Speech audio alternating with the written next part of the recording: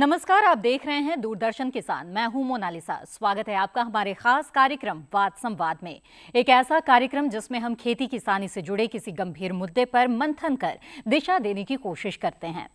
आज हम जीएसटी और कृषि क्षेत्र पर वाद संवाद करेंगे। जीएसटी यानी गुड्स एंड सर्विसेज टैक्स, अब तक सबसे बड़ा कर सुधार।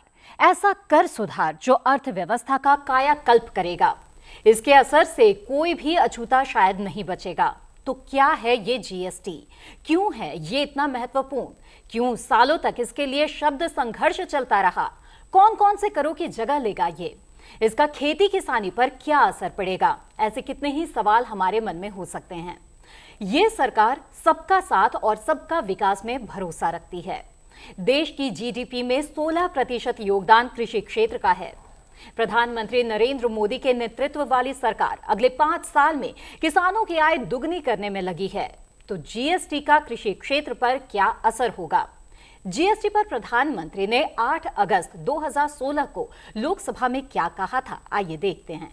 इस जीएसटी की व्यवस्था के कारण बहुत बड़ी सरलताओं की संभावनाएं हम देख रहे हैं। आज हम जानते हैं हर राज्य में अलग अलग भांति के फॉर्म भरना, ये भरना, इतना बड़ा लंबी प्रोसेस होती है और सरकारी अफसरों का भी उन कागजों को करने में अभी एक यूनिफॉर्मिटी आ जाएगी। इसमें टैक्स सिस्टम के अंदर, उसकी प्रोसेसिंग के अंदर, टैक्स के रेट के अंदर, और इसका एक सीधा परिणाम होने वाला है। एक मैसेज बहुत क्लियर जाने वाला है, consumer is a king. GST की सबसे बड़ी एक विशेषता यह है कि इससे साफ मैसेज जाने वाला है, ultimately consumer is a king. और एक कानून, एक व्यवस्था कंज्यूमर को किंग बनाए, ये मैं समझता हूं अपने आप में एक बहुत बड़ा योगदान। आज इस जीएसटी के बाद मेरा अंदाज है 7 से लेकर के 11 तक अलग अलग जो कर व्यवस्थाएं हैं, जिससे छोटे मोटे सब उद्यमी को, व्यापारी को जुड़ना पड़ता है। इसके कारण 7 से लेकर के 11, 12, 13 तक ऐसी सारी कर प्रथाएं, इसके काम समाप्त हो जाएगी। एक सरलीकरण आ जाएगा और इससे छोटे उद्यमियों को भी लाभ होगा और कंज्यूमर को सबसे ज्यादा लाभ होने वाला है।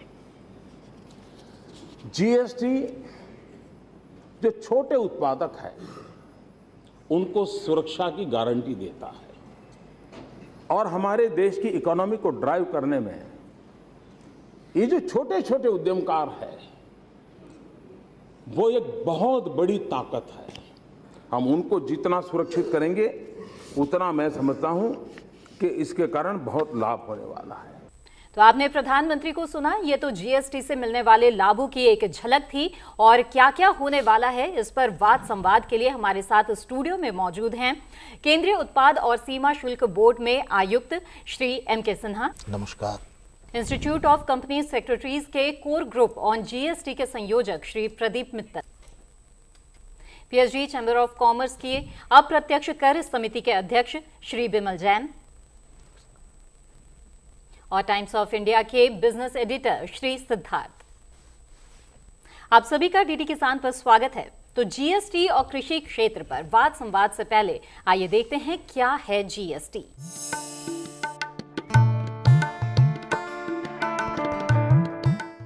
जीएसटी यानी गुड्स एंड सर्विसेज टैक्स देश के कर ढांचे में सुधार का एक बहुत बड़ा कदम है।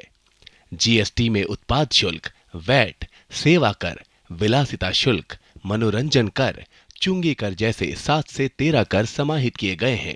इसलिए जीएसटी एकीकृत कर है। जीएसटी लागू होने से पूरा देश एकीकृत बाजार में तब्दील हो जाएगा, यानी पूरे देश में किसी भी वस्तु और सेवा पर समान दर से कर लागू होगा। इसलिए उस वस्तु और सेवा की कीमतें हर जगह समान होंगी। फिलहाल लोगों पर 30 से 35% टैक्स का भार पड़ता है। अब टैक्स के 4 स्लैब बना दिए गए हैं। विशेषज्ञों का मानना है कि कुछ वस्तुओं और सेवाओं को छोड़कर ज्यादातर वस्तुएं और सेवाएं सस्ती हो जाएंगी। जीएसटी की सबसे कम दर 0.5% है और सबसे अधिक 18%। इनके बीच 5 और 12% के 2 स्लैब हैं। खाने पीने की चीजों पर कोई टैक्स नहीं होगा, यानी वो चीजें 0 स्लैब में आएंगी। लग्जरी स्लैब को 2 भागों में बांटा है, टैक्स और सेस। ये टैक्स स्लैब 28% है जो सिन गुड्स और लग्जरी गुड्स पर लगेगा। सिन गुड्स यानी वो सामान जो सेहत के लिए हानिकारक है, जैसे सिगरेट, शराब आदि। लग्जरी गुड्स में विलासिता का सामान और महंगी गाड़ियां शामिल हैं। देश का वर्तमान कर ढांचा बहुत ही जटिल है।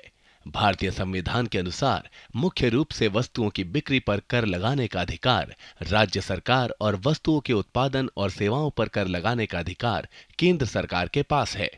इस कारण देश में अलग अलग तरह के कर लागू हैं, जिससे देश की वर्तमान कर व्यवस्था बहुत ही जटिल है। कंपनियों और छोटे व्यवसायों के लिए विभिन्न प्रकार के कर कानूनों का पालन करना मुश्किल होता है।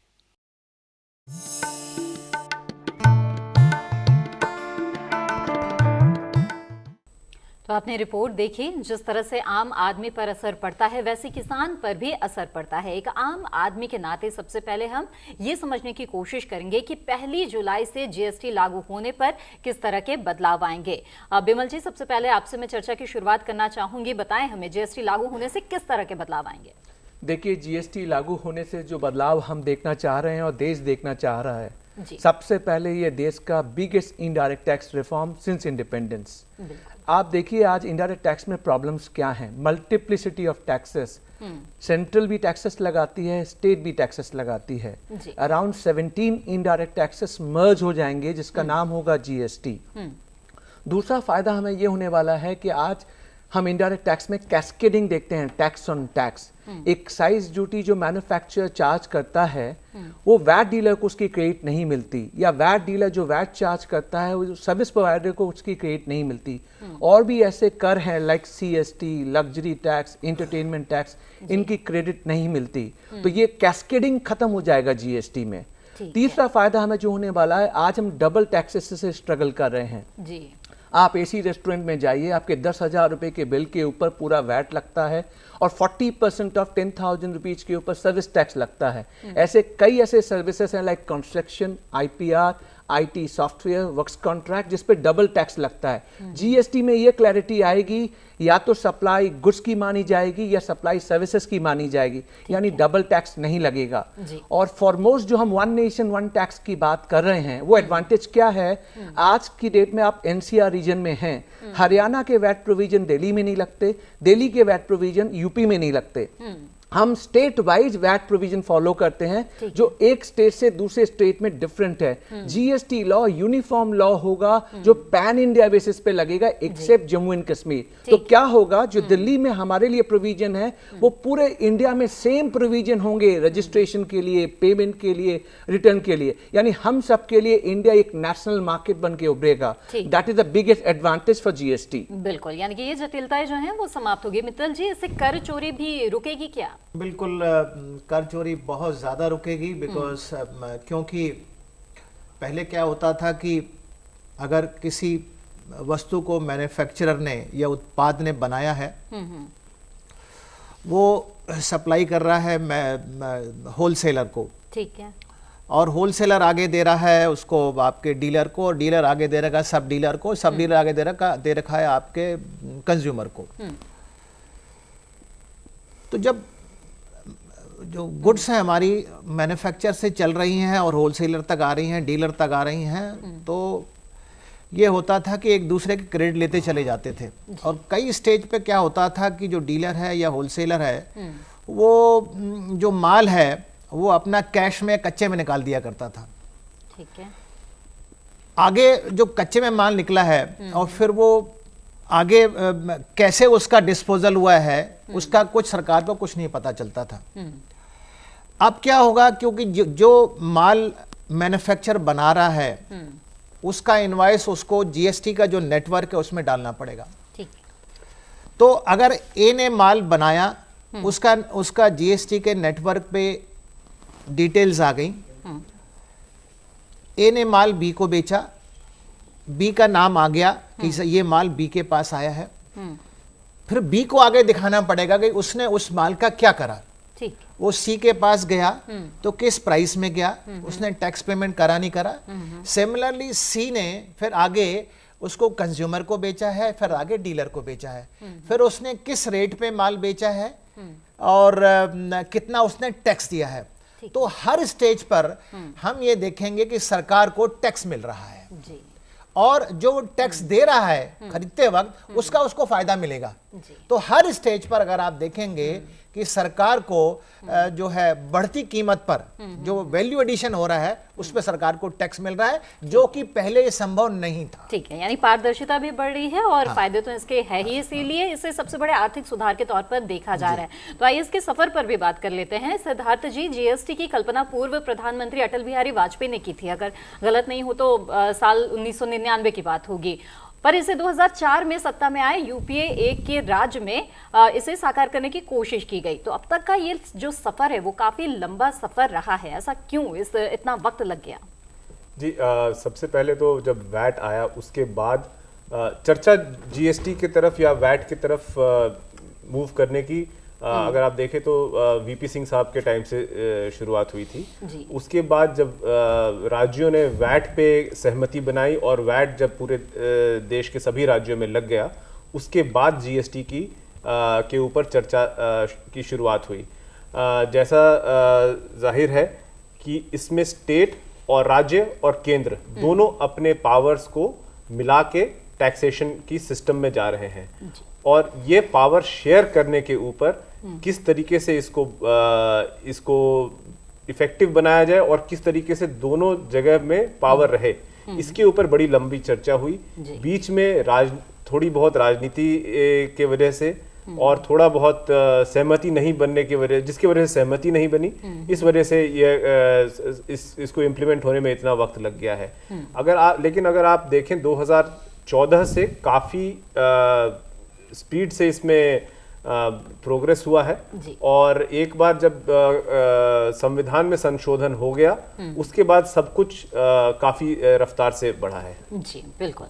तो ये सिन्हा साहब, आपसे मैं ये जानना चाहूंगी कि जिस तरह से बात हो रही थी इससे कि अभूतपूर्व ये कर सुधार है, ये बताएं कि किस तरह से अर्थतंत्र में क्या कुछ बदलेगा, कैसे बदलेगा इसके लागू होने पर?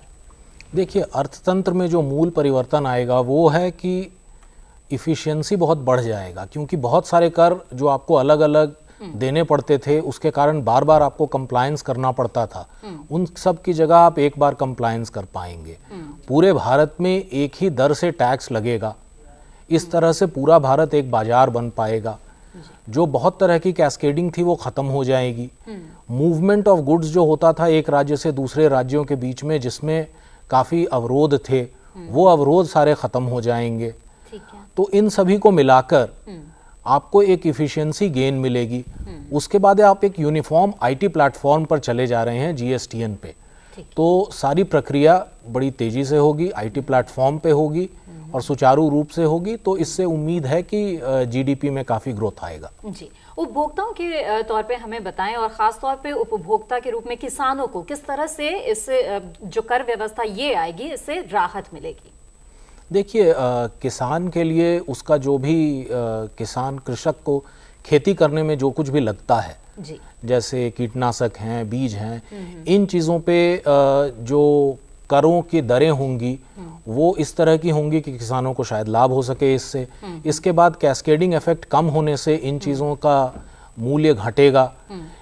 एक मार्केट होने से अगर किसी एक सेक्टर को सबसे ज़्यादा लाभ होना चाहिए तो वो है एग्रीकल्चर सेक्टर को, क्योंकि ट्रांसपोर्ट लॉसेस सबसे ज़्यादा एग्रीकल्चर सेक्टर को झेलना पड़ता है। तो एक पूरा देश जब एकल बाजार बनेगा तो जिस सेक्टर को लाभ मिलेगा, किसान कहीं भी अपना सामान बेच पाएगा। पूरे देश को एक ई प्लेटफॉर्म पे किसानों को एक ई प्लेटफॉर्म पे लाने की कोशिश, एक अलग पहल चल रही है। तो वो और जीएसटी एक दूसरे के पूरक बनेंगे और किसान को एक बड़ा बाजार मिलेगा जिसमें उसका सामान तेजी से एक जगह से दूसरे जगह जा सकेगा और साथ में उसको जो इनपुट्स हैं उसकी कीमतें कम मिलेंगी। तो किसान का सबसे ज्यादा लाभ होना चाहिए। जी मित्तल जी, जैसा कि सिन्हा साहब ने जिक्र किया, खेती के काम में आने वाली कई चीज़ों का उन्होंने जिक्र किया है, खाद, बीज, स्प्रिंकलर है या फिर कीटनाशक है। ये बताएं कि इन पर अभी कर की स्थिति क्या है और जीएसटी के बाद क्या रह सकती है? देखिए, जहाँ तक मुझे इन चीज़ों का ज्ञान है, बहुत सी चीज़ें जो हैं इस पे अभी एक्साइज ड्यूटी एग्जाम्प्ट है इन पे। और जैसा कि सना साहब ने भी बताया कि जब हम जीएसटी में प्रवेश करेंगे तो रेट ऑफ टैक्स जो है वो घट जाएगा। ठीक है। वो इस तरह से, जैसे फॉर एग्जांपल अभी हमारा जो एक प्राइम रेट है एक्साइज ड्यूटी का 18% है और वैट करीब करीब 12-13% पड़ता है, मिलके बनता है आपका समझ लिया 18-12-30% है। लोकल टैक्स में 20-32% पड़ते हैं आपके। ठीक है। और ऐसा मानना है कि जीएसटी आने के बाद ये रेट हमारे को 18% के आसपास देना पड़ेगा। ठीक है। तो करीब करीब 12-13% या 14% का हर आदमी को फायदा होने वाला है। अच्छा। मतलब जो चीज़ हमारे को पहले शायद 125 रुपये मिलती थी वो शायद 105 या 110 में अब हमारे को मिलेगी। तो अब जो उसका किसान के लिए जो रॉ मटेरियल है या उसकी जो और जो चीज़ें लग रही हैं, मशीनरी लग रही है या और चीज़ें लग रही हैं, वो आपको सस्ते दामों में उनको मिलेगी। ठीक है। ठीक है। विमल जी, कुछ जोड़ना चाह रहे हैं आप इसमें? मैं इसमें ये कहना चाह रहा हूँ, आज आम किसान क्या देखना चाहेगा? वो ये देखना चाहेगा अगर मैं बीज लेता हूं या कीटनाशक लेता हूं तो उसके ऊपर मेरे ऊपर आज की आपने क्वेश्चन यही किया था कि उस पर इनडायरेक्ट टैक्स क्या लगते हैं। देखिए, जब एग्रीकल्चर की हम बात करते हैं तो मोस्टली एग्रीकल्चर के जो रॉ मटेरियल हैं वो या तो लोअर रेट पे आते हैं, 5% की रेट पे आते हैं, या उस पर टैक्स नहीं लगता। अब जीएसटी काउंसिल ने 4 टायर रेट डिसाइड कर दिए हैं, 5%, 12%, 18%, 28% एंड 28% विद सेस। तो फार्मर के लिए इंपॉर्टेंट हो जाएगा जो वो कीटनाशक ले रहा है या जो वो बीज ले रहा है उस पर ज्यादा टैक्स ना लगे, या तो वो एग्जेम्प्टेड लिस्ट में हो, 0 रेटेड हो, या अगर लगे तो 5% की रेट लगे। क्योंकि जो एग्रीकल्चरिस्ट हैं उनको जीएसटी से बाहर रखा गया है। रखने का पर्पस भी क्वाइट कॉमन है कि एग्रीकल्चरिस्ट पे हम जीएसटी का भार नहीं डालना चाहते। तो जो उसके लिए रॉ मटेरियल है उस पे अगर आपने टैक्स लगा दिया तो उसके लिए प्राइसिंग बढ़ गई। तो हमें ये देखना पड़ेगा कि वो जो रॉ मटेरियल, चाहे वो कीटनाशक हो चाहे वो बीज हो, उसको भी हम एग्जेम्प्टेड लिस्ट में रखें और वो जो अनाज पैदा करे उस पे कम से कम प्राइसिंग बने आम आदमी के लिए। ये होना चाहिए। That is what my submission. जी सिद्धार्थ जी, जीएसटी पर विचार करते समय कृषि क्षेत्र को लेकर क्या सोच रही है? जी, जहाँ तक हमारी जानकारी है उस हिसाब से तो फार्मर्स को यानी किसानों को जीएसटी के दायरे में नहीं लाने का शुरुआत से विचार रहा है। और जैसा पिछले सप्ताह वित्त मंत्री जी भी बताए कि किसानों को जीएसटी में नहीं रखा जाएगा और उन पे कोई बोझ, टैक्स का कोई बोझ नहीं आएगा। इसमें एक मुद्दा ये आ रहा है कि स्टेट बॉर्डर्स पे जो चेक लगते हैं, जहाँ की सारे ट्रकों को रोका जाता है आमतौर पे, उसका जीएसटी आने के बाद उसके क्या नियम तय किए जाएं, इसके ऊपर अभी केंद्र और स्टेट राज्यों के साथ चर्चा चालू है। और इस पे कुछ नतीजा आ जाए, अगर वहां से बॉर्डर पोस्ट थोड़े हटा दिए जाएं और रैंडम चेकिंग या रिस्क बेस्ड असेसमेंट किया जाए तो उससे सुविधा किसानों को और बाकी आम जनता को भी बढ़ेगी, क्योंकि हर बॉर्डर पे आप देखते हैं लंबी कतार लगी रहती है। बिल्कुल। सना साहब, मैं चाहूंगी कि आप भी कुछ टिप्पणी दें अब तक की चर्चा पर और अब तक के सफर पर भी बताएं कि किस तरह की अड़चनें रही है, खासतौर पर जैसे कि राज्य सरकारों का जिक्र हुआ था, उन्हें भी कई तरह की आशंकाएं रही है, तो ये सफर कितना मुश्किल रहा?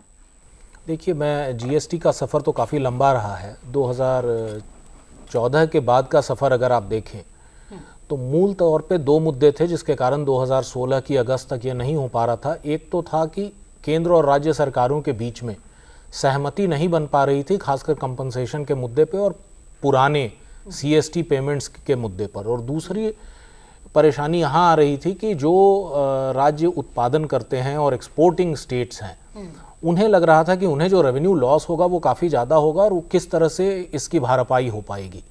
तो इन दोनों मुद्दों पर जुलाई अगस्त के महीने में 2016 में सहमति बन गई और उसके बाद फिर कॉन्स्टिट्यूशनल अमेंडमेंट बिल पास हो गया। कॉन्स्टिट्यूशनल अमेंडमेंट बिल पास होने के बाद से अभी तक का अगर आप सफ़र देखें तो चीज़ें बहुत गति के साथ हुई हैं।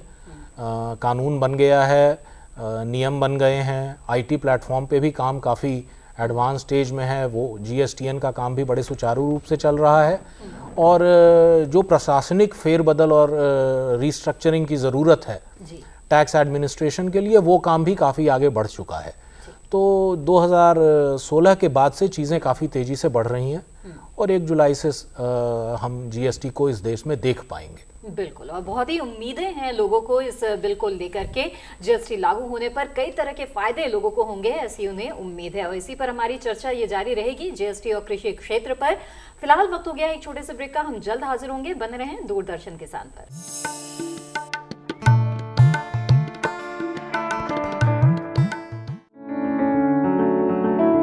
महका महका घर आंगन, हरियाली से खिलेगा तन मन। छत पर छोटी सी बगिया, जरूरत भी पूरी, शौक भी पूरा। देखिए छत पर बागवानी, शनिवार सुबह 9 बजे।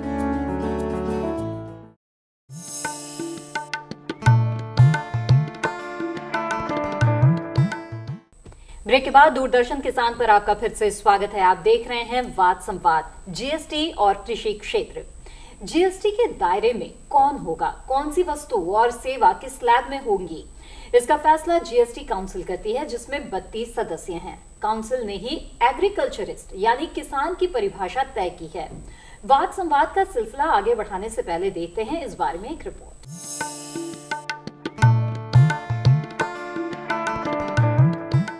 एग्रीकल्चरिस्ट यानी किसान की परिभाषा केवल पंजीकरण से छूट देने के मकसद से दी गई है। क्लॉज 2.7 पर गौर करें तो एग्रीकल्चरिस्ट यानी किसान वो है जो अपने खुद के श्रम से या परिवार के श्रम से या मेहनताना के तौर पर नकद या सामान देकर अपने नौकर से या अपनी खुद की देखरेख में या परिवार के किसी भी सदस्य की देखरेख में भाड़े के नौकर से जो खेती करवाता है, वो एग्रीकल्चरिस्ट यानी किसान है। लेकिन इसका अर्थ ये नहीं है कि इस परिभाषा के दायरे से बाहर दूसरे कृषि उत्पादों पर टैक्स लगेगा। संभवतः उन उत्पादों पर कोई कर ना हो। काउंसिल ने रजिस्ट्रेशन के प्रावधान के संदर्भ में परिभाषा तय की है। वित्त मंत्री ने साफ किया है, जिन कृषि जिन्सों को लेकर शंका जाहिर की जा रही है वो भी 0 रेटेड रह सकते हैं।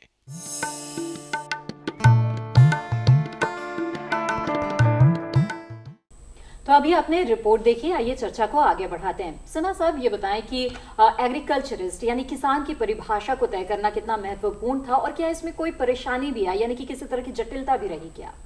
देखिए, किसान की परिभाषा तय करने के पहले और अलग अलग तरह के फॉर्मुलेशन भी कोशिश किए गए थे, बट ऐसा पाया गया कि एग्रीकल्चरिस्ट को अगर हम डिफाइन कर दें और जो डेफिनेशन आपको दिखा भी दिया गया अभी स्क्रीन पे, उनको हम रजिस्ट्रेशन की प्रक्रिया से बाहर रख देते हैं तो उनके ऊपर कोई कर का बोझ नहीं आएगा। न सिर्फ कर का बोझ नहीं आएगा, उन्हें कोई कंप्लायंस भी नहीं करनी होगी, यानी कि हर महीने जो रिटर्न भरनी पड़ती है वो भरने की भी आवश्यकता ख़त्म हो जाएगी। और इसमें उनके उत्पादन पे कोई वैल्यू की सीमा नहीं है। ऐसा नहीं है कि वो 10 लाख या 20 लाख से नीचे होने चाहिए। जब वो एक बार एग्रीकल्चरिस्ट की परिभाषा में समावेशित हो जाते हैं तो उनके ऊपर फिर कोई जीएसटी नहीं लगता है। तो ये एक बड़ा रिलीफ है। बट इस रिलीफ के अलावा कृषि के जो उत्पाद होंगे उनकी टैक्स की दरों को अभी निर्धारित नहीं किया गया है और इसके विषय में किसी भी तरह के शंका के रखने की कोई आवश्यकता नहीं है। अगली मीटिंग जब भी होगी, जब इन वस्तुओं पे कर के रेट का निर्धारण होगा, उसके बाद तस्वीर बिल्कुल साफ हो जाएगी। वित्त मंत्री ने ऑलरेडी इसमें इंडिकेशंस दिए हुए हैं, तो जीएसटी काउंसिल में रेट का आप इंतजार करें, उसके बाद सारी वस्तु स्थिति साफ हो जाएगी। कृषि पे कोई नया कर नहीं आ रहा है और जीएसटी से किसानों को बाहर रखा गया है। जी सिन्हा साहब, खेती के साथ साथ पशुपालन, मत्स्य पालन, मुर्गी पालन, बागवानी एकीकृत कृषि का अहम हिस्सा है। काउंसिल ने एग्रीकल्चरिस्ट की परिभाषा तय करने में क्या इनको भी शामिल किया है? देखिए, एग्रीकल्चरिस्ट को जिस तरीके से डिफाइन किया गया है उनमें इन चीज़ों को स्पेसिफिकली मेंशन नहीं किया गया है। बट काउंसिल के पास ये अधिकार है कि किसी भी उत्पाद पे या किसी भी क्षेत्र के उत्पाद पे रजिस्ट्रेशन से भी उसे मुक्त कर सकता है और कर देने से भी मुक्त किया जा सकता है। कृषि एक बहुत बड़ा क्षेत्र है और बहुत अहम क्षेत्र है हमारे देश के लिए। तो आपने जितने भी क्षेत्रों का, मत्स्य पालन है, मुर्गी पालन है, इन सभी पर एक एक करके चर्चा होगी और निर्णय लिए जाएंगे और निर्णय इस तरीके का होगा कि कृषि के क्षेत्र को इससे लाभ हो। बट ये निर्णय अभी किए जाने हैं और ये जब कर के रेट के बारे में चर्चा होगी अगले 17-18 तारीख को। तो उस मीटिंग में इन चीज़ों पर निर्धारण होगा। जी विमल जी, आप इस मामले में क्या रोशनी डालना चाहेंगे? मैं इसमें यह कहना चाहूंगा, देखिए जो एग्रीकल्चरिस्ट की डेफिनेशन प्रोवाइड कराई गई है जी, उसमें इम्पोर्टेंट क्या है, एक किसान जो खुद खेतीबाड़ी करता हो, उसके फैमिली के मेंबर्स खेतीबाड़ी करते हो, या उसने वेजेज बेसिस पे खेतीबाड़ी के लिए कल्टीवेशन ऑफ लैंड करता हो, एग्रीकल्चरिस्ट की डेफिनेशन इतना ही कहती है।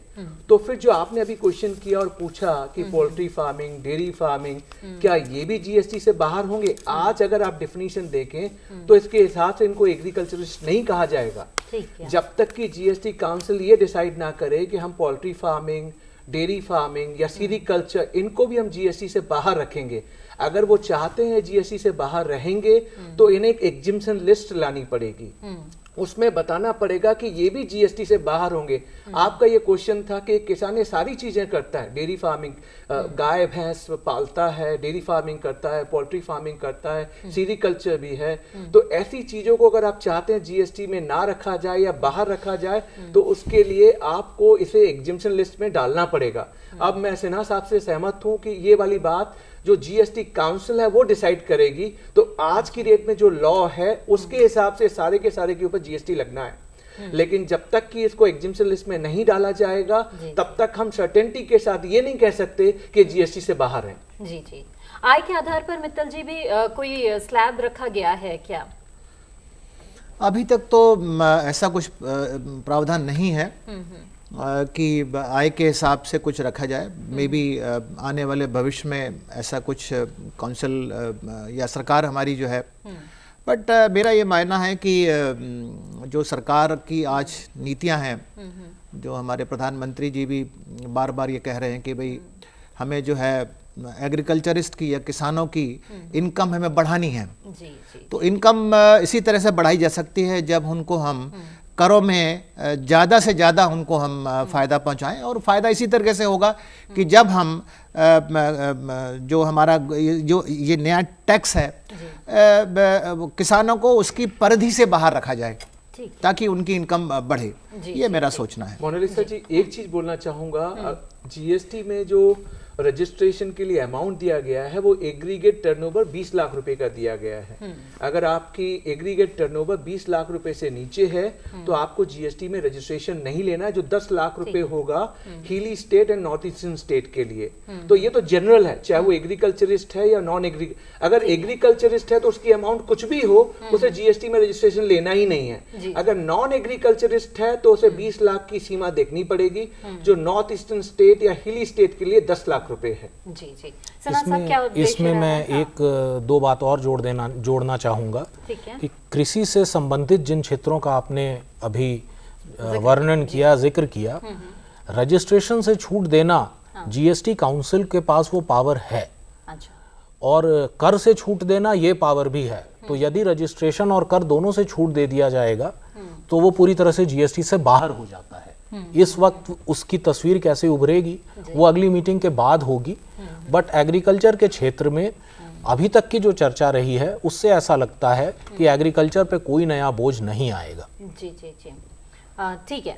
सिद्धार्थ जी, जो राष्ट्रीय कृषि बाजार है उसका भी जिक्र कर लेते हैं। ये भी एक महत्वाकांक्षी योजना है और सरकार ई-नैम के जरिए एक देश एक मंडी पर अमल में लगी हुई है। इसका असर मंडी टैक्स पर भी होगा क्या?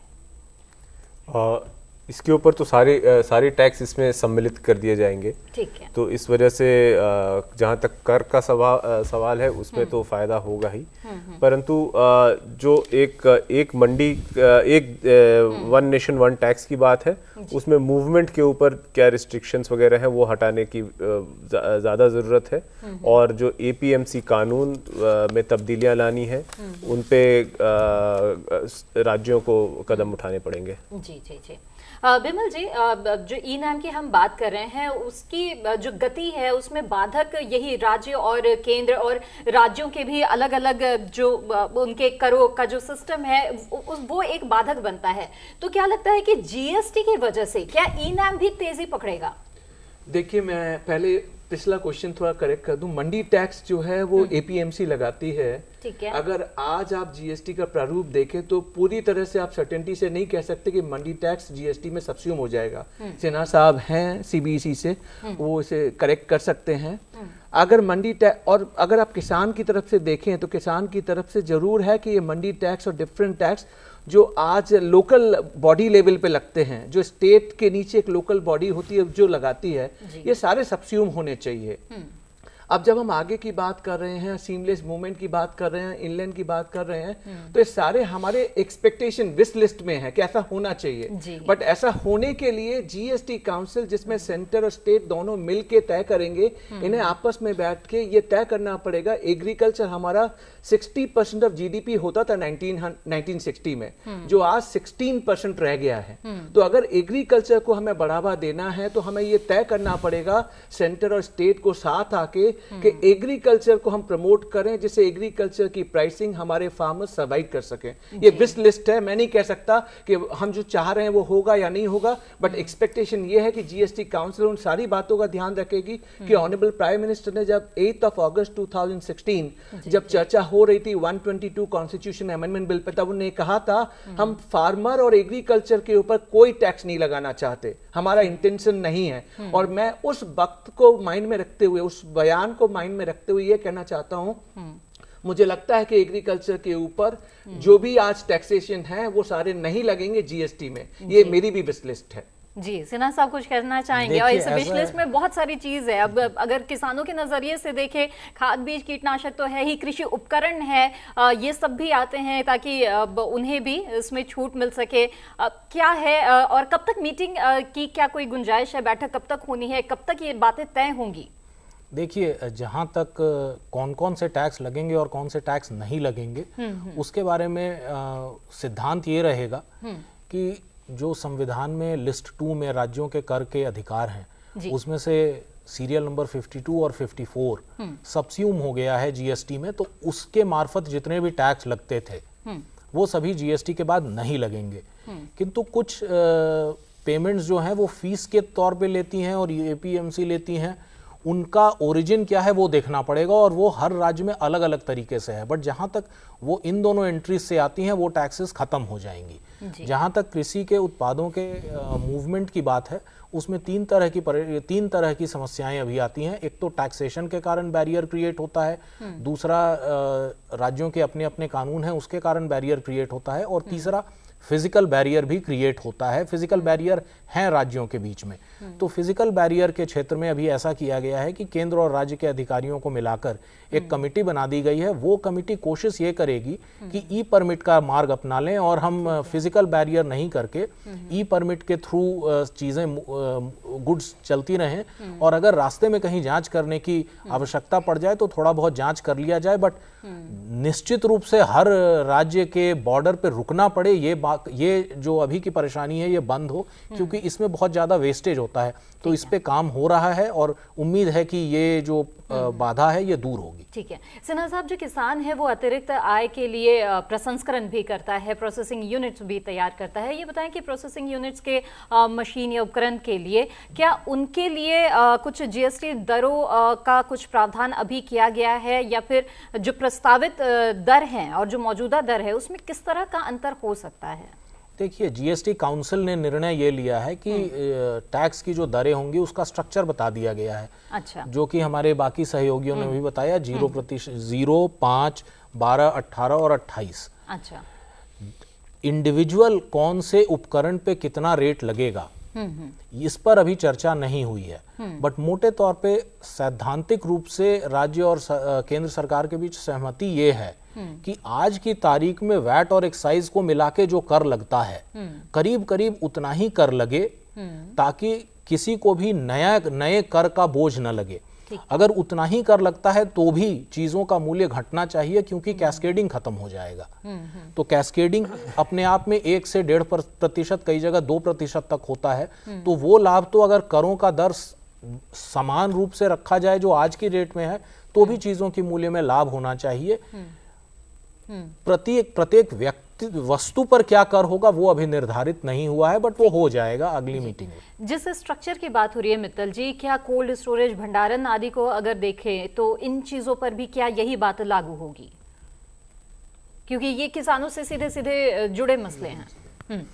देखिए, जहाँ तक कोल्ड स्टोरेज की बात है, वो तो एक सर्विस देते हैं किसानों के लिए जी। तो अब वो देखना पड़ेगा कि उसमें सरकार, जैसा कि सना साहब भी बता रहे थे कि भाई अभी जीएसटी काउंसिल की मीटिंग होगी और उसमें एक डिसीजन लिया जाएगा, तो वो क्या रेट ऑफ टैक्स होगा सर्विस पे, वो एक विचार का विषय है और उस पे काउंसिल को कॉल लेनी है कितना रेट ऑफ टैक्स लगाएंगे सर्विस पे। विमल जी, क्या राय है आपकी इस पर? मैं इसमें ये कहना चाहूँगा, देखिए आपने एग्रीकल्चर की बात की, एग्रीकल्चर प्रोड्यूस की बात की, अब आपने जो मुद्दे उठाए हैं, जैसे आप लीजिंग ऑफ मशीन लेते हैं, लीजिंग ऑफ लैंड करते हैं, क्या इनको एग्रीकल्चर की डेफिनेशन से बाहर रखा गया है? एग्रीकल्चर की डेफिनेशन से बाहर नहीं रखा गया है। तो अब दूसरा क्वेश्चन ये आता है, तो क्या इस पे टैक्स लगेगा? आप लीजिंग ऑफ लैंड कीजिए या लीजिंग ऑफ मशीन कीजिए, इसको सर्विस कहा जाएगा। जब सर्विस कहा जाएगा तो सर्विस के ऊपर तो जीएसटी काउंसिल ने अभी ये तय नहीं किया है कि जीएसटी के स्टैंडर्ड रेट क्या होंगे। जो हमें लग रहा है कि जीएसटी के स्टैंडर्ड रेट सर्विसेज के ऊपर 18% होंगे। आज 15% के सर्विस टैक्स लगता है। तो अगर 15 से हमने 18% के टैक्स लगा दिए तो पहले तो 20% का टैक्स रेट हाइक हो गया। दूसरा, अगर ये कोल्ड स्टोरेज की बात कर रहे हैं, जो एग्रीकल्चर फार्मर्स को चाहिए, उसने अनाज पैदा किया, वो रखेगा। अगर आपने इस पे 18% का अगर टैक्स लगा दिया कोल्ड स्टोरेज पे, तो वो बेचारा कहां से लाएगा ये पैसे और प्राइसिंग कैसे मैनेज करेगा?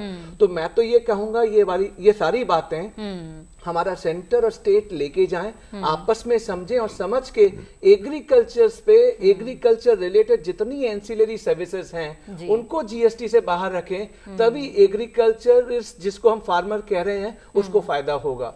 Otherwise cold storage, leasing of land, leasing of machine, ये सारे इंसिडेंटल और एंसिलरी एक्टिविटीज हैं जो एग्रीकल्चर में इंपॉर्टेंट है हम सभी के। जी सिद्धार्थ जी, अभी तक तो भंडारण के लिए थोड़ा सा मैं इसमें कहना चाहूंगा। मित्तल जी बताएं, कुछ कहना चाह रहे हैं? शायद विमल जी ऐसा मान के चल रहे हैं कि इन सब चीजों में टैक्स लगेगा। नहीं, बट मेरा मैंने ऐसा नहीं कहा, लगेगा। मैंने कहा आज जो लॉ है, इस लॉ के बेसिस पे आज अगर आप देखें तो सर्विस टैक्स एग्जेम्प्टेड है कोल्ड स्टोरेज के ऊपर, लीजिंग ऑफ लैंड के ऊपर, लीजिंग ऑफ मशीन के ऊपर आज नहीं लगता। तो मैं जीएसटी में भी यही चाहूंगा। मैंने कहा जब तक लॉ नहीं आएगा तब तक कौन कह रहा है कि ये रहेगा या नहीं रहेगा। सिन्हा साहब ने भी यही कहा कि जीएसटी काउंसिल डिसाइड करेगी, तो मैंने कहीं नहीं कहा कि लगेगा। मैंने कहा देखिए इसमें आपको ये देखना पड़ेगा कि जो हमारी सरकार की एक इच्छा शक्ति, जो विचारधारा है, वो बड़ी क्लियर है। ठीक है कि भाई हमें किसानों को कम से कम दामों पे, चाहे वो वस्तु हो चाहे वो सुविधा, उनको मुहैया कराना है किसानों के लिए। तो इन सब चीजों को ध्यान में रखते हुए मेरा तो पूरा मानना है कि जो रेट ऑफ सर्विस टैक्स है वो या तो बिल्कुल ही नहीं होगा, और होगा तो इतनी कम दरों पे होगा ताकि उनको आर्थिक बोझ ना पड़े। ये मेरा मानना है। सिद्धार्थ जी, आपका अनुमान क्या कहता है? मेरे हिसाब से सरकार केंद्र पे या राज्य में कोई ऐसा कदम नहीं उठाएंगी जिससे किसानों पे भार आए, क्योंकि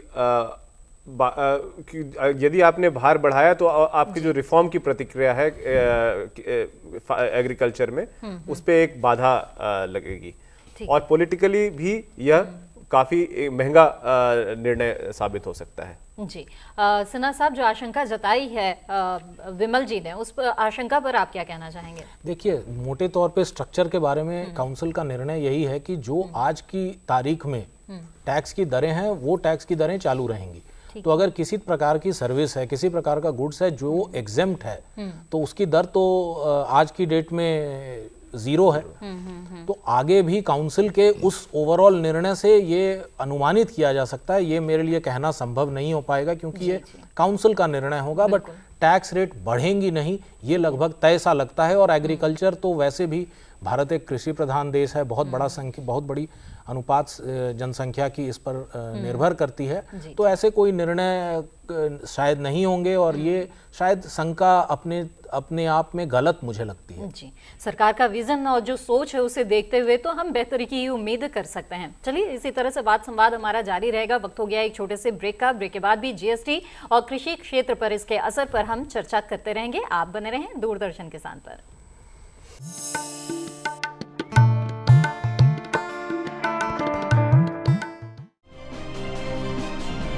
बीमारियों से कैसे बचेगी फसल, मवेशियों की मुश्किलों का क्या है हल, कहां से लाए बीज, कितनी लगेगी खाद, किसानों के हर फोन का विशेषज्ञ देंगे जवाब। देखिए हेलो किसान, सोमवार से शुक्रवार शाम 6 बजे।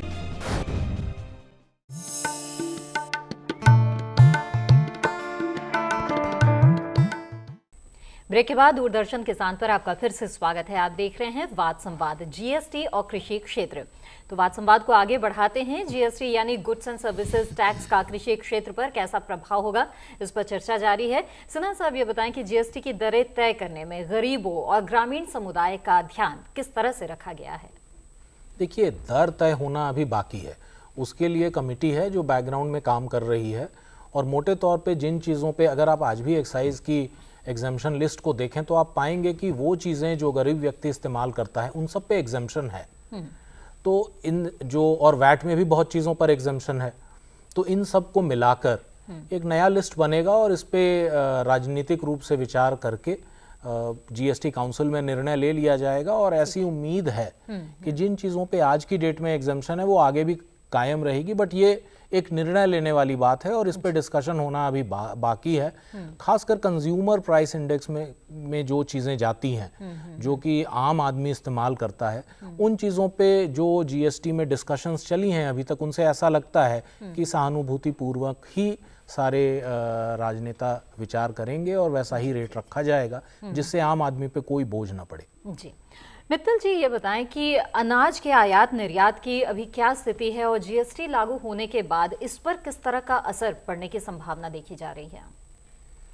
देखिए, जहाँ तक बाकी इसका बेहतर जवाब तो सिन्हा साहब दे पाएंगे कि कस्टम ड्यूटी उस पे अनाज पे मेरे जो जहाँ तक मेरी समझ है, कस्टम ड्यूटी अनाज पे नहीं है। जहाँ तक अगर मैं गलत हूँ तो ठीक है ना, तो उस पे तो कस्टम ड्यूटी है ही नहीं। और जहाँ तक हम जब जीएसटी के दायरे में आएंगे तो जीएसटी के दायरे में दो टैक्स लगते हैं, इंटीग्रेटेड आईजीएसटी लगेगा और दूसरा कस्टम ड्यूटी लगेगी। बट मेरा मानना, अगेन वही मेरा मानना है कि मैं शायद शब्द नहीं इस्तेमाल करूंगा, मैं ऐसा कहूँगा, मेरा पूरा दृढ़तया मानना है कि जो अनाज हैं उनको भी दोनों चीज़ों से, आईजीएसटी और कस्टम ड्यूटी, इनसे बिल्कुल बाहर रखा जाएगा। ठीक है विमल जी, अभी सरकार अनाज के आयात पर कर बाजार के उपलब्धता के आधार पर लगाती है और हटाती है, यानी कि इसमें फेरबदल होता रहता है। क्या जीएसटी के बाद भी कर निर्धारण इतना ही सुगम होगा? बिल्कुल करना ही पड़ेगा। आज मान लीजिए अगर हमारे डोमेस्टिक मार्केट में सप्लाई नहीं है और हम उसे एक्सपोर्ट करें तो उस पर हम ड्यूटी लगाएंगे ही लगाएंगे। तो ये तो इसी तरीके से ही ये प्रोसेस चलेगा। अगर हमारे पास एक्सेस सप्लाई है डोमेस्टिक मार्केट में, फिर आप एक्सपोर्ट कीजिए। अगर आपके पास कम सप्लाई है, फिर आप इंपोर्ट कीजिए without payment of indirect taxes, without payment of GST. ये प्रावधान जीएसटी में भी रहेंगे, यही मेरा मानना है। जी जी, देखिए, ऐसा है कि इंपोर्ट एक्सपोर्ट में दो तरह का टैक्स लगता है। एक बेसिक कस्टम्स ड्यूटी होता है या एक्सपोर्ट ड्यूटी होता है, और दूसरा काउंटर वेलिंग ड्यूटी होता है। काउंटर वेलिंग ड्यूटी की जगह अब आईजीएसटी आ जाएगा। तो बाजार में कितना अनाज है, हमारे पास कितना स्टोरेज में अनाज है, उसके कारण जो रेट को ऊपर नीचे किया जाता है ताकि हमारे बफर स्टॉक्स मेंटेन रहें, वो हम बीसीडी के माध्यम से भी कर पाएंगे और वो करने की स्वतंत्रता केंद्र सरकार को रहेगी। तो एक्सपोर्ट ड्यूटी और बीसीडी के माध्यम से वो जो बफर स्टॉक मैनेजमेंट है वो आगे भी सुचारू रूप से चलता रहेगा। जीएसटी के आने से उसमें किसी प्रकार के कठिनाई की उम्मीद नहीं है। जी सिद्धार्थ जी, जीएसटी लागू होने पर ग्रामीण क्षेत्र में चलने वाले जो कुटीर उद्योग है या जो दस्तकार हैं, उनकी स्थिति में किस तरह का बदलाव आएगा, उन पर कैसा असर पड़ेगा जीएसटी का? देखिए, अगर उसके ऊपर सिन्हा साहब ज्यादा बेहतर जवाब दे पाएंगे, पर यदि उनको उन पे टैक्स लगेगा भी, तो अगर 20 लाख के ऊपर उनकी आय है, तभी टर्नओवर है, तभी टैक्स लगेगा। और उस पे क्या रेट वगैरह होगा वो तो काउंसिल तय करेगी। बाकी सिन्हा साहब इस मामले में ज्यादा थोड़ा सा मैं इसमें अपना विचार रखना चाहूँगा। जरूर। 20 लाख तक तो टैक्स है ही नहीं हमारे, जो हमारा प्रावधान है इसमें। और 20 लाख से ऊपर और 50 लाख तक एक हमारी कंपोजिशन स्कीम है, जिसमें हमें बहुत ही कम रेट पे टैक्स देना होगा अगर हमारी टर्नओवर 50 लाख रुपए साल तक है। तो जो छोटे या मंझोले किसान हैं, वो मेरा मानना है कि इस स्लैब के बीच में करीब करीब आ जाएंगे। तो इसलिए उनको बहुत ही कम, may be rate of tax will be somewhere around 1%, may 1.5%, may be 2%, जो कि बहुत ही अपने आप में कम है। तो उनके लिए एक चिंता का विषय बिल्कुल भी नहीं है। अगर एक टैक्स आता भी है तो एक बहुत ही कम रेट पे टैक्स देना पड़ेगा उनको। ये जो स्कीम है कंपोजिशन, जिसको कंपोजिशन स्कीम कहते हैं, उसका फायदा उठाते हुए। देखिए, इसमें जहां तक किसान है, किसान को तो जीएसटी से बाहर ही रखा गया है, लेकिन किसान अगर अपनी खेती के अलावा कोई और व्यवसाय कर रहा हो तब कर रहा हो, उसी को रेफर तभी मैं उसी को रेफर कर रहा हूँ। तो उस स्थिति में मोना जी का जो सवाल था ना कि उद्योग, उसको ध्यान में रखते हुए उद्योग है, लघु उद्योग जो चला रहे हैं जी, तो उसमें इस कंपोजिशन का लाभ ले पाएंगे। वो छोटे उद्योग होते हैं, वैसे तो आमतौर पे 20 के नीचे ही रहेंगे, बट 20 से 50 तक भी वो इस कंपोजिशन स्कीम का, जिसमें कि बेसिकली उसकी टर्नओवर के बेसिस पे कुल उत्पाद उसने कितना किया, उस पे एक छोटा सा टैक्स लगा दिया जाता है, और बाकी उसको कितना हर क्लियरेंस के साथ, हर बिक्री के साथ एक टैक्स का भुगतान करने की आवश्यकता नहीं रहती है, उसका लेखा जोखा रखने की भी आवश्यकता नहीं होती है।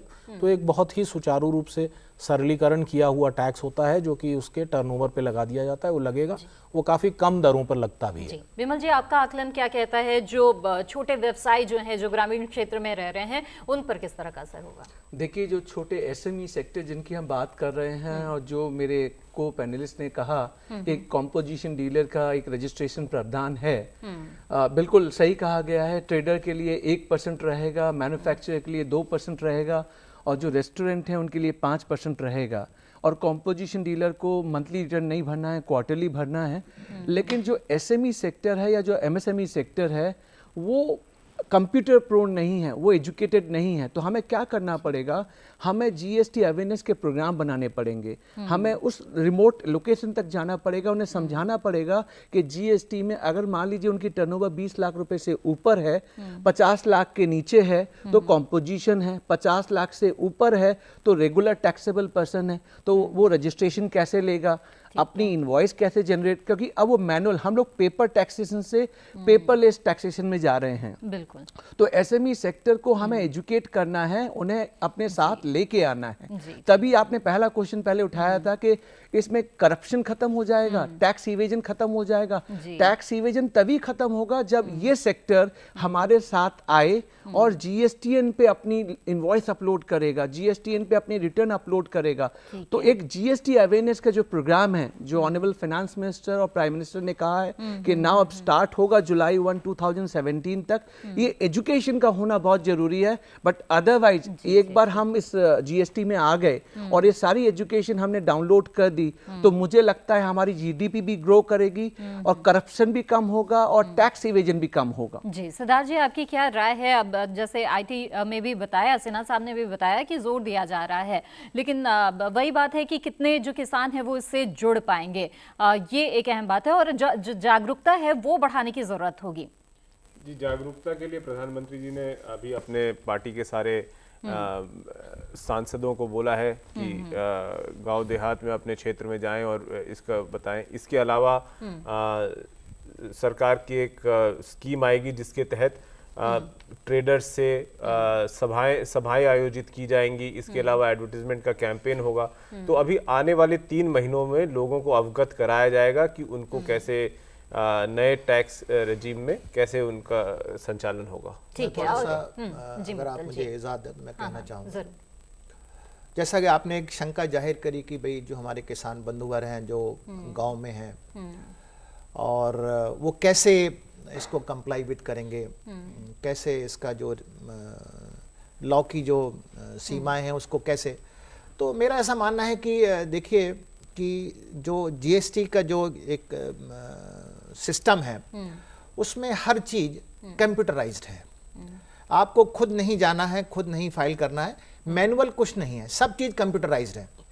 अगर आप एक बहुत छोटे यूपी के एक बहुत छोटे से गांव में अगर आप बैठे हैं और आपके पास सिर्फ मोबाइल फोन है आपके पास, तो गाजियाबाद में, लखनऊ में, कानपुर में और जो सिटी हैं बड़े, उसमें वहाँ प्रैक्टिसिंग कंपनी सेक्रेटरी बैठे हुए हैं, प्रैक्टिसिंग चार्टर्ड अकाउंटेंट बैठे हुए हैं। वो आपके लिए सारा काम करेंगे।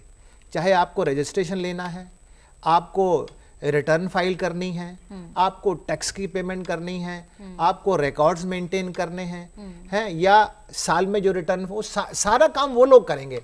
आपने सिर्फ अपने मोबाइल फोन से इंफॉर्मेशन उनको फीड करनी है और मोबाइल से उनको इंफॉर्मेशन देनी है। तो मुझे ऐसा लगता, मेरा ऐसा मानना है कि किसान बंधुओं को घबराने वाली कोई बात नहीं है कि भाई हम जब इस जीएसटी के दायरे में आ जाएंगे तो हम कैसे इस कानून का मतलब कैसे हम उसको कंप्लाई करेंगे। इसमें बिल्कुल भी घबराने वाली बात नहीं। जी सिद्धार्थ जी, करप्शन की बात भी चर्चा में आई है, जैसे कर चोरी का मामला है उसमें लगाम लगेगी, मुनाफाखोरी भी एक मसला है। जो किसान है उनको वाजिब मूल्य नहीं मिल पाते, मुनाफाखोरी में काफी जो है वो लॉस, जो घाटा है वहां पे चला जाता है, उनका मुनाफे का एक हिस्सा मुनाफाखोरी में चला जाता है। तो खेत से लेकर मंडी तक के जो मुनाफाखोरी का जो ये पूरा जो चेन होता है, आपको लगता है ये जीएसटी के जरिए इसमें भी क्या कोई पारदर्शिता आ सकती है, लगाम लग सकती है, कोई इस मामले में लगता है कि कुछ लाभ होगा? टैक्स डिपार्टमेंट के लिए लोगों को ना सिर्फ प्रत्यक्ष कर बल्कि इनकम टैक्स वालों को भी अब एक इंफॉर्मेशन बेस मिलेगा, जिसके माध्यम से जो लोग टैक्स वैक्स नहीं भर रहे हैं, जिनको भरना चाहिए, उन पे एक थोड़ी लगाम लगेगी। इसमें मैं कुछ जोड़ना चाहूंगा कि देखिए ई-नैम जो आपका है प्रोजेक्ट, वो ई-नैम प्रोजेक्ट ट्रांसपेरेंसी और इंफॉर्मेशन से किसानों को एम्पावर करता है। जीएसटी उसका पूरक है। जब आप एक बार मूवमेंट को अगर स्मूथन आउट कर देते हैं, जो कि जीएसटी के माध्यम से हो जाएगा, और पूरे देश में एक ही टैक्स का रेट लग जाता है, तो पूरा देश एक बाजार बन जाता है। किसानों के पास इंफॉर्मेशन होगा, मूवमेंट आसान होगा, इसलिए वो सही दर पे अपनी चीज़ों को बेच पाएगा और सही बाजार में अपनी चीज़ों को बेच पाएगा। तो किसानों को निश्चित रूप से लाभ होगा और मुनाफाखोरी मेरे हिसाब से निश्चित रूप से घटेगी। जी, तो चर्चा के अंतिम दौर में हम पहुंच चुके हैं और सभी मेहमानों से चाहूंगी कि वो गांव, गरीब और किसानों के संदर्भ में जीएसटी पर अपनी अंतिम राय दे। मैं शुरुआत करना चाहूंगी मित्तल जी आपसे। जैसा मैंने बताया कि देखिए जी,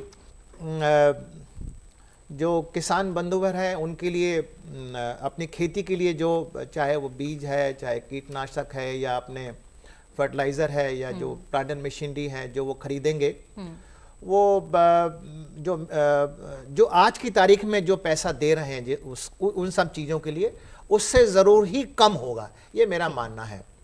और जो कम होगा जीएसटी नेटवर्क में जब वो आ जाते हैं, तो नेचुरली उनकी जो इनकम है, मंथली ईयरली इनकम है, वो बढ़ेगी। और जो आज हमारा प्रधानमंत्री जी का भी जो एक सपना है कि भाई हमारे जो किसान बंधुवर हैं उनकी जो इनकम है वो आने वाले भविष्य में डबल होनी चाहिए, वो मुझे लग रहा है, ऐसा मेरा मानना और मेरा पूरा विश्वास है कि हम उसमें सफल होंगे। जी सिद्धार्थ जी, आपकी क्या राय है?